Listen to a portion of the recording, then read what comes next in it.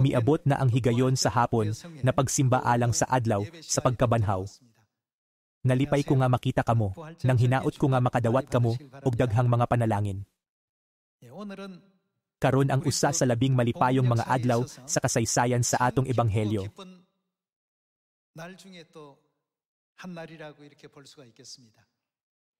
Samtang ang tanang mga kasaulogan may dala nga kalipay,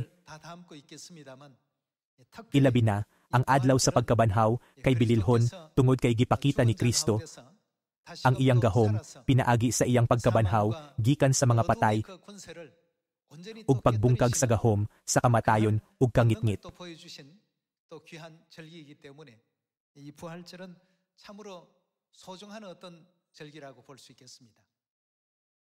Si Hesukristo nabanhaw gikan sa mga patay ug sulod sa 40 ka adlaw mipakita sa iyang mga tinun-an aron ipakita nga siya nabanhaw.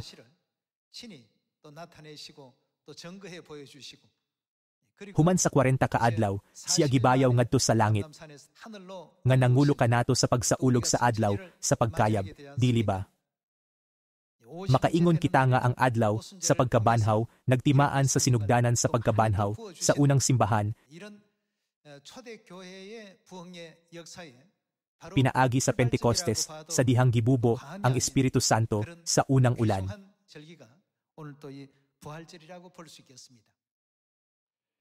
Kaniadto nagtuo ang mga tawo kung mamatay ang usa ka tawo, dili ba mao nay katapusan sa tanan? Busa, nagtuo sila nga ang kamatayon maoy katapusan sa kinabuhi.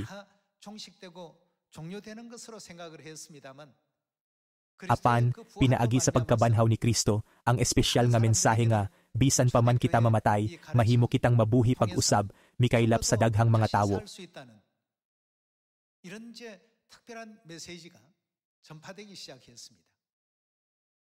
Tungod ni ini, bisan pa sa tanang paglutos gikan sa mga emperador sa Roma, ang pagkabanhaw adunay dakong papel sa pagpamatuod nga si Jesus mao ang Kristo. Nagpukaw sa kasing-kasing sa tanan nga mga balaan sa unang simbahan ug nahimong pundasyon sa ilang pagtuo.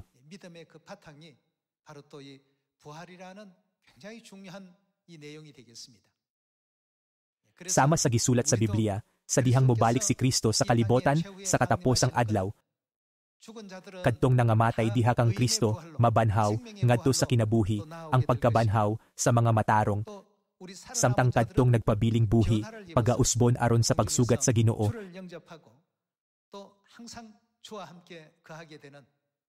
Diha sa panganod ug sa kanunay kauban ang Ginoo.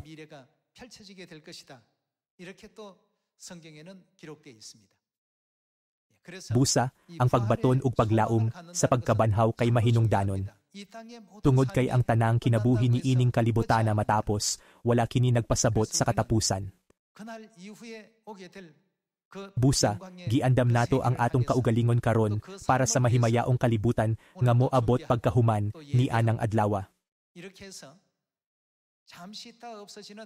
Ang Biblia nagtudlo kanato nga sa dihang ang atong kinabuhi ingong langyaw ni ining kalibutana matapos na ang tinuod nga kinabuhi sa gingharian sa langit ipadayag alang kanato, dili ba? Sa maong kalibutan, magtigom kita og espirituhanong panalangin samtang nagapuyo dinhi sa kalibutan aron walay usa kanato nga magmahay ni anang adlawa.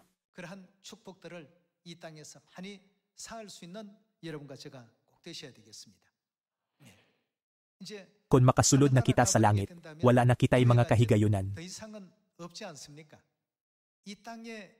Ang tanaan desisyonan dinhi sa kalibutan, dili ba? Busa, mas mainiton kitang magampo, mas makugihon nga magsangyaw,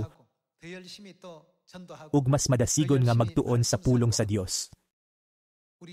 Nang hinaot ko nga atong mapasabot ang hustong kahulugan sa pagkabanhaw ngadto sa tanan nga anaa sa atong palibot. Karon, atong ablihan ang libro sa Romans. Romans chapter 1 verse 20. Atong tan-awon ang Romans chapter 1 verse 20.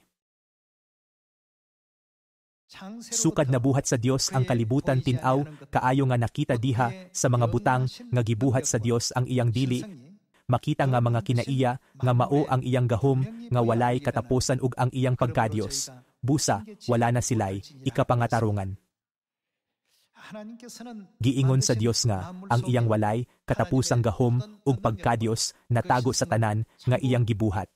Sa laing pagkasulti, atong makit-an ang dakong kabubuton sa Dios sa iyang paglalang. Busa, aron masabtan ang iyang pagkadiyos ug gahom, kinahanglan natong tun-an ang iyang paglalang.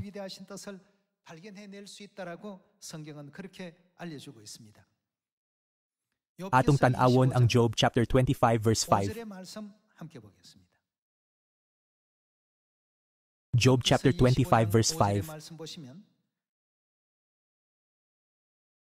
Kini nasulat. Alang kaniya bisan gani ang bulan dili hayag o putli ang mga bituon. Unsa pakaha ang tawo nga usa lamang kaulod, unsa may bili sa tawo atubangan sa Dios. Kini nga verse naghulagway kung unsa kita makita sa mga mata sa Dios.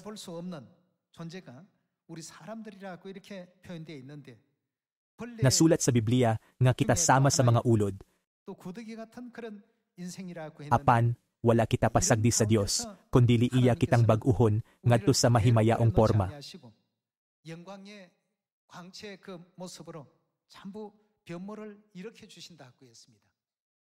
Mahitabo kini sa adlawng pagkabanhaw ug pagkausab, ang mga patay pagabanhawon ug ang mga nagpabilin nga buhi mausab.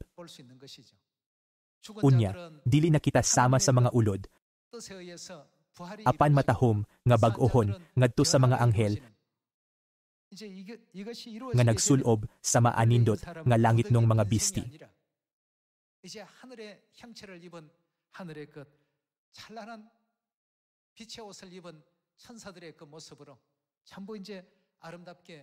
Mao nga kinahanglan kita adunay paglaom sa pagkabanhaw pinaagi sa adlaw sa pagkabanhaw.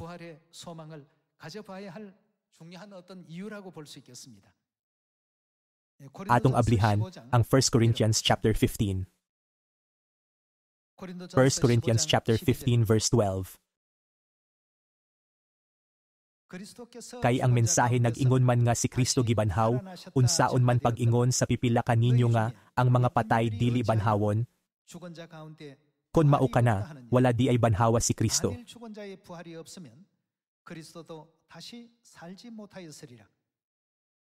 Ang Dios nagtudlo sa tanang mga balaan sa unang simbahan, bahin sa buhat sa pagkabanhaw, pinaagi sa iyang kaugalingong pagkabanhaw, apan adunay mga tawo nga nagsupak sa mga pagtulonan sa Dios.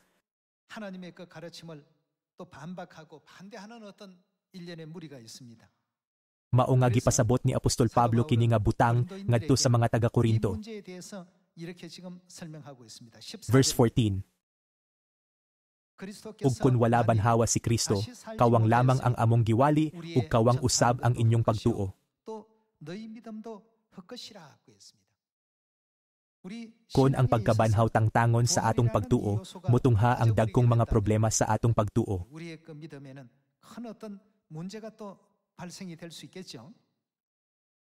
Busa, si Kristo mismo na banhaw gikan sa mga patay human sa tulo ka adlaw. Ug siya mipakita ngadto sa iyang mga tinun-an ug nagpamatuod sa iyang pagkabanhaw. Ngadto kanila sulod sa 40 ka adlaw nga nagsugo kanila nga sila kinahanglan magpamatuod ni ini sa Samaria ug ngadto sa kinatumyan sa kalibotan. Mopadayon kita sa verse 28.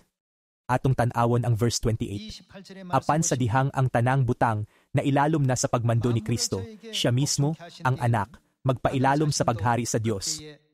Ang Dios maoy nagbuhat aron ang tanan mailalom sa pagmando ni Kristo. Si Kristo nagpailalom sa pagmando sa Dios aron ang Dios maoy maghari sa tanan sa hingpit gayod. Ang ingon ana nga usa ka mahimayaong panahon kinahanglan nga moabot dayon. Atong tan-awon ang verse 42. Ingon ni ini ang mahitabo sa panahon nga banhawon na ang mga patay. Ang lawas nga ilubong madunot apan sa pagbanhaw na ni ini dili na kini madunot. Kon kita magtanom sa lawas nga unod og dugo, ang Dios maghatag kanato og espirituhanong lawas.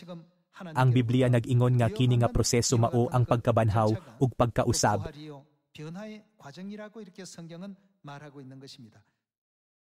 Verse 43. Gilubong kini nga walay, bili ug huyang apan kon banhawon na kini mahimayaon na ug lig-on.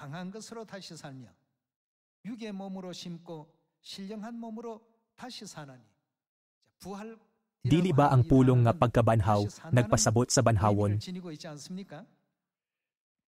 Iniglubong ni ini, lawas kini nga yutan-on apaan kon banhawon na kini, lawas na nga espirituhanon.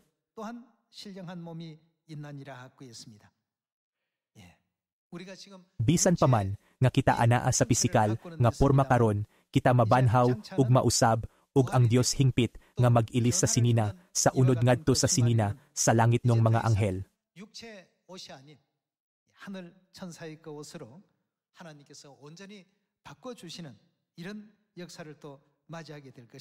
Kinahanglan nga maghandom kita alang sa usa kanindot ug mahimayaon nga adlaw sa Dios. Magpadayon kita sa pagtuon sa pulong sa Dios. Atong tan-awon pag-usab ang verse 44. Iniglubong ni ini, lawas kini nga yutan-on apan kon banhawon na kini, unsa, lawas na nga espirituhanon. Ang Biblia nagtudlo kanato nga sama sa adunay pisikal nga mga lawas, aduna usab espiritual nga mga lawas. Mopadayon kita sa verse 50. Mga igsuon, ang buot kong ipasabot mao nga, ang hinimo gikan sa unod ug sa dugo, dili makaambit sa gingharian sa Dios. Dili kita makasulod sa gingharian sa Dios, uban ni ini nga pisikal nga lawas. Mao kana nga gikinahanglan ang pag-usab ug pagkabanhaw. Ug ang butang nga madunot dili makaangkon sa kinaiya ni adtong walay pagkadunot. Mao kini ang misteryo. Dili ang tanan kanato mamatay apan kitang tanan kalit nga. Unsa, manggausab sama kakalit sa usa ka pagpamilok. Mahitabo kini inigtingog sa katapos ang trumpeta. Unsa nga klase sa lawas ang atong lawas mausab? Kita mausab sa kalit gikan sa atong madunot nga mga lawas ngadto sa dili mamatay nga mga lawas ug gikan sa atong makasasala nga mga lawas ngadto sa espirituhanong mga lawas sama sa mga anghel. Kitang tanan kalit nga mga usab. Verse 52. Kay inigtingog ni ini, ang mga patay banhawon aron dili nagayod mamatay, ug kita. Unsa, mangga usab. Kay kining lawas nga madunot kinahanglan, magsulob sa pagkadili na madunot ug kining lawas nga mamatay, kinahanglang magsulob sa pagkadili na mamatay. Busa kon kining lawas masuloban na sa pagkadili madunot ug kon kining lawas nga mamatay masuloban na sa pagkadili mamatay. Matuman na ang kasulatan nga nag-ingon, gilaglag sa dayon ang kamatayon diha sa hingpit nga kadaugan. Ang paglaom sa pagkabanhaw, maoy usa sa labing mahinungdanong mga butang nga angay natong mabatunan. Sa dinhi pa si Amahan sa kalibotan, iya kining gipasabot pinaagi sa proseso sa usa ka nymph nga mahimong usa ka sikada.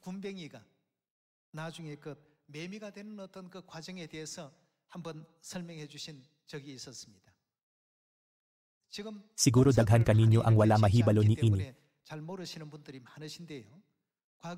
Tingali kabalo ni ini ang mga nagpuyo sa baryo. Sa mga lugar sama sa mga umahan sa repolyo, adunay gagmayng binuhat sa yuta. Kini mga sikada nymphs. Nagpabilin sila sa ilawom sa yuta sulod sa mga unom ngadto sa 7 ka tuig ug pagkahuman mahimong mga alibangbang. Kung naa sa yugto sa nymph, ngilad kaayo sila tan-awon.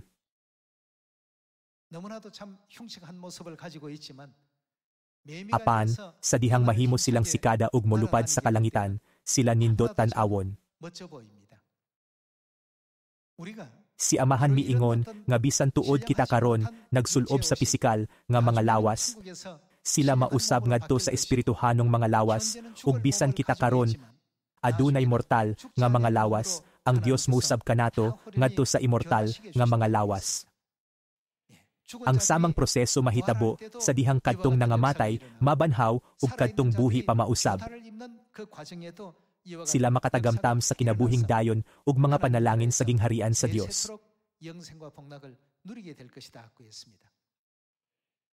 Busa, ayaw pag-focus lamang sa atong pisikal nga mga lawas dinhi sa kalibotan. Kon kita mobalhin ngadto sa mas taas nga dimensyon sama sa ikaupat o ikalima nga dimensyon, kita kinahanglan makatagamtam sa walay katapos ang kinabuhi ug mga panalangin sa atong yutang na tawhan. Atong tan-awon ang Philippians chapter 3 verse 20. Apan ang atong puloy-anan atua sa langit ug mahinangpon kitang nagpaabot sa pag-anhi sa atong manunubos gikan sa langit, ang Hinoong Hesukristo. Unsa iyang buhaton?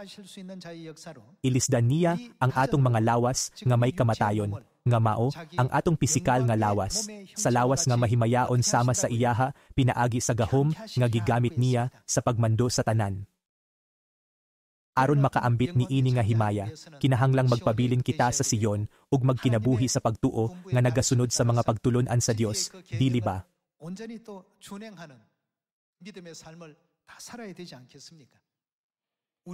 Busa, ang panahon sa pagkabanhaw ug pag-usab mao ang panahon nga ang atong mga lawas mausab ngadto sa mahimayaong mga lawas.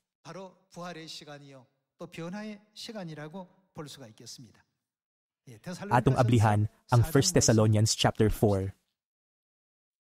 Atong tan-awon ang 1 Thessalonians chapter 4 verse 14. Kita nagtuo nga si Jesus namatay ug nabanhaw. Busa tungod kang Jesus banhawon ug dadon sa Dios uban kaniya.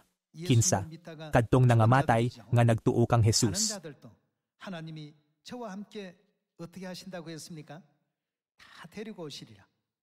Ang pagtulon-an sa Ginoo nga gitudlo namo kaninyo mao kini.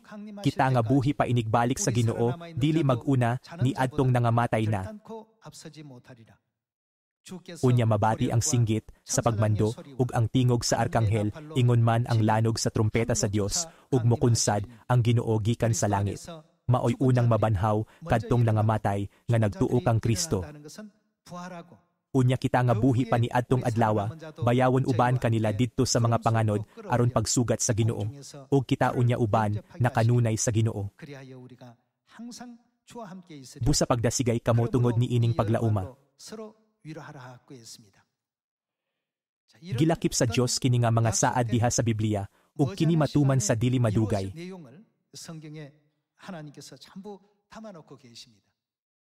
Kini ang higayon nga ang atong lawas mausab sama sa mahimayaong dagway ni Kristo. Dinhi usab, dili ba kini nagsulti nga kita mausab diha-diha dayon?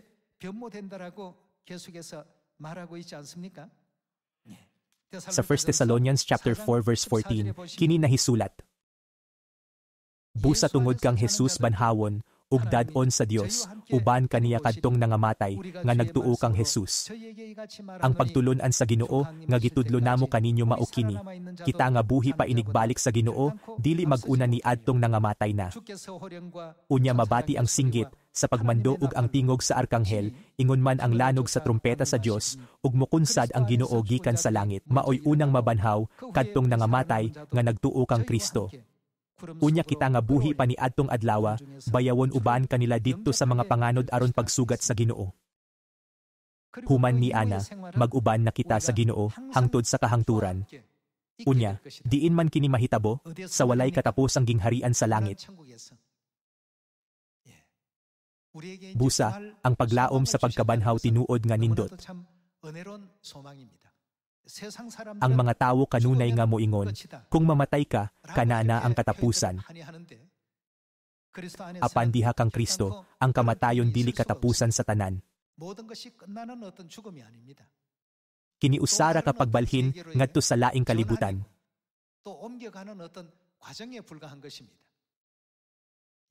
Busa, nagtuo ako sa gingharian sa Dios nga moabot human sa kamatayon. walay usa nga pagabiyaan, apan ang tanang mga langit nung anak, kinahanglan nga hingpit, nga makasulod sa gingharian sa langit. Gipadayag sa Dios ang paagi, aron makasulod sa walay katapusang gingharian sa langit, pinaagi sa kamatuoran. Pinaagi sa pagtuman sa bag-ong kasabotan, pagpuyo sa Sion, pagsaulog sa pito ka kasaulogan sa Dios, sa tulo ka panahon, pagkumpleto sa ebanghelyo pinaagi sa panaghiusa, ug gugma, ug pagsunod sa mga pagtulunan sa Dios, kini matuman.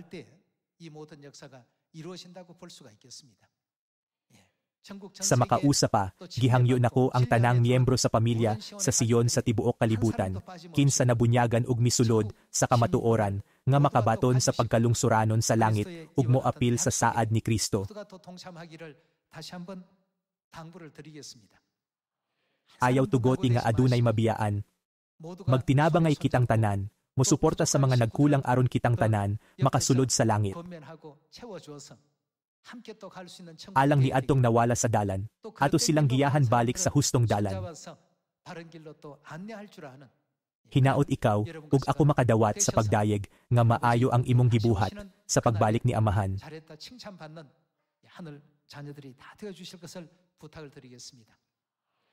Sugod sa pagsaylo, ug sa mga pag-ampo sa pagpuasa, sa kasaulogan sa pan, nga walay patubo hangtod sa karon, nga adlaw sa pagkabanhaw, ang tanang miyembro sa pamilya, sa Sion, matinahurong nagsaulog, sa mga kasaulogan, sa tingpamulak.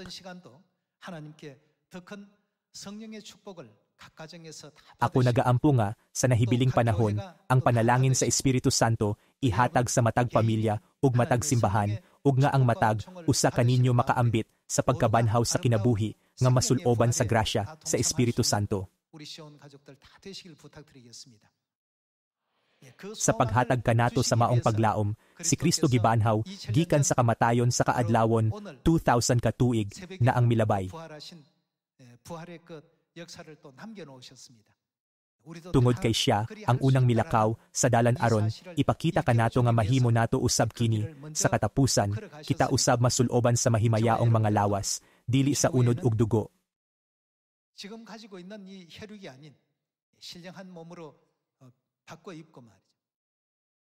Ang atong mga lawas, dili mahisama sa usa ka ulod, kundi sama sa sikada, o sa usa ka alindanaw, nga gawas nung makalupad sa kalangitan. Ang nymphs sa alindanaw nagpuyo sa tubig, ug ang mga sikada nymph nagpuyo sa ilawom sa yuta, sulod sa 7 ka tuig. Pagkahuman, kon kini mahimong hamtong ug molupad sa kalangitan, kini adunay hingpit nga lahi nga porma.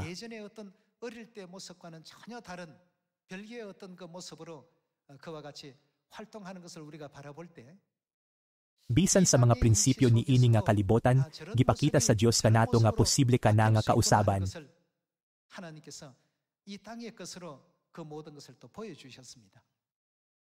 Mahimong tan-awon kita ni ini karon, apan tungod kay makabaton kita og nindot nga porma sa umaabot nga panahon. Akong gihangyo ang tanang kaigsuonan sa Sion sa paglaom sa maong umaabot. Ug mohatag og himaya, ug pagdayeg ngadto kay Amahan, ug Inahan. Nang hinaot nga makakita kamo og grasya sa mensahe karong adlawa, gusto nakong tapuson ang sermon karong hapon. Daghang salamat.